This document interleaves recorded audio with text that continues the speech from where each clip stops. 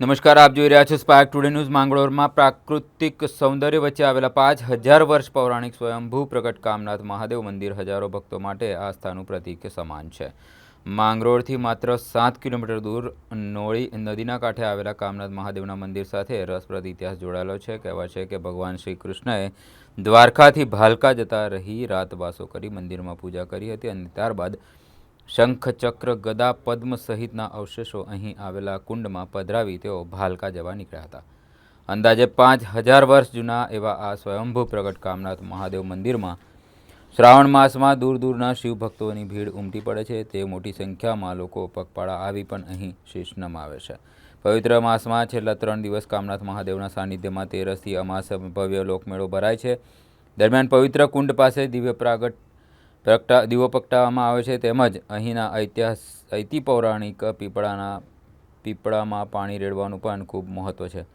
3 દિવસના મેળા દરમિયાન માંગરોળમાં સહિત આજુબાજુના ગામોમાં હજારો લોકો મહાદેવના દર્શન સાથે મેળાનો લાભ લેવા ઉમટી પડે. દીપક જોશીના સૌ ભક્તોને જય કામનાથ.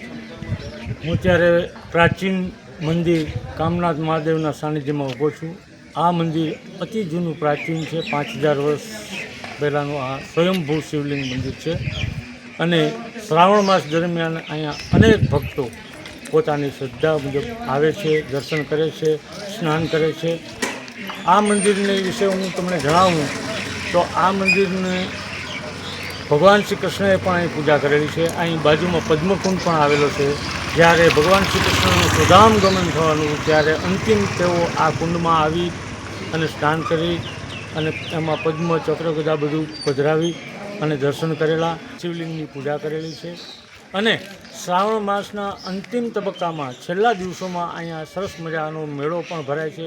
એમાં પણ હજારો માણસો લાભ લે છે. ઉપરાંત દર શ્રાવણ મહિનામાં હજારો ભક્તો અહીં પેદલ આવે છે, ચાલીને આવે છે અને પોતાની શ્રદ્ધા મુજબ દર્શન કરે છે. આ ઉપરાંત જ્યારે અંતિમ દિવસો હોય છે મેળાના, ત્યારે અહીંનું ગ્રુપ છે મહાદેવ ગ્રુપ, અન્નપૂર્ણા ગ્રુપ, તે અનેક લોકોને ફરાળ તથા જમણવારની વ્યવસ્થા કરે છે અને હજારો ભક્તો તેનો લાભ લે છે. તો આવો આપણે સૌ ભગવાન ભોળાનાથના સાનિધ્યમાં જય જયકાર બોલાવીએ. બોલો કામનાથ મહાદેવ કી જય. આજે શ્રાવણ મહિનાનો આ બીજો સોમવાર અને જેઓ માંગરોળ અને આજુબાજુના બધા યાત્રિકો સવારથી અહીંયા દર્શન માટે આવે છે અને રાતના 12 વાગે મહાપૂજા થાય છે. અતિ પૌરાણિક આ કામનાથ મહાદેવ મંદિર કૃષ્ણ અવતારનું સ્વયં કૃષ્ણ ભગવાને અહીંયા પૂજા કરેલી અને શ્રાવણ મહિનામાં આ તેરસ, 14 અમાસ 3 દિવસ મેળો ભરાય છે અને આગળ પદ્મકુંડ છે. એટલે ભગવાને બધા એના અવશેષો પધરાવેલા પદ્મકુંડની અંદર. એટલે પદ્યુમનના નામનો આ પદ્મકુંડ, એમાં પદ્મ પધરાવ્યા એટલે પદ્મકુંડ. અને ત્યાં બાજુમાં પ્રાચીન પીપળો છે. ત્યાં તેરસના દિવસે માણસો દીવા બારવા અને પાણી રેડવા માટે, પિતૃમોક્ષ માટે આવે છે. મારું નામ હરસુરભાઈ સિસોદિયા, કામનાથ મંદિરનું બાજુનું ગામ સુલતાનપુરનો રહેવાસી.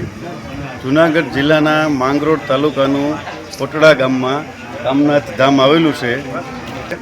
આ મંદિર 5000 વર્ષ પુરાણું જૂનું છે અને ત્યાં લાખો ભાવિકો દર્શનાર્થે આવે છે અને શ્રાવણ મહિનામાં વધારે ટ્રાફિક જોવા મળે છે.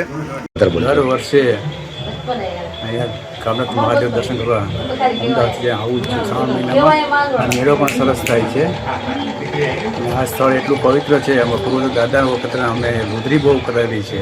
રુદ્રી કરવા પણ અમે બહુ આવેલા છીએ અને અંતરથી અમને શ્રદ્ધા અહીં પહેલેથી અને હજુ અમે બાપ દાદાના જાળવી રાખ્યું છે. અને આ સ્થળ એટલું પવિત્ર છે કે જે મનોકામના હોય તો શાંતિ મળે છે આપણને. આ સ્થળ એવું છે. મેળો પણ સરસ મંદિર ભરાય છે. ઘણા બધા લાખો માણસો આવે છે, દૂર દૂરથી માણસો આવે દર્શન કરવા માટે. ગણપતિ બાપાની સ્થાપના મંદિર એટલું સરસ મજાનું સ્થળ અહીંયા પર છે. અહીંયા પણ લોકો દર્શન કરીને અનુભવે છે.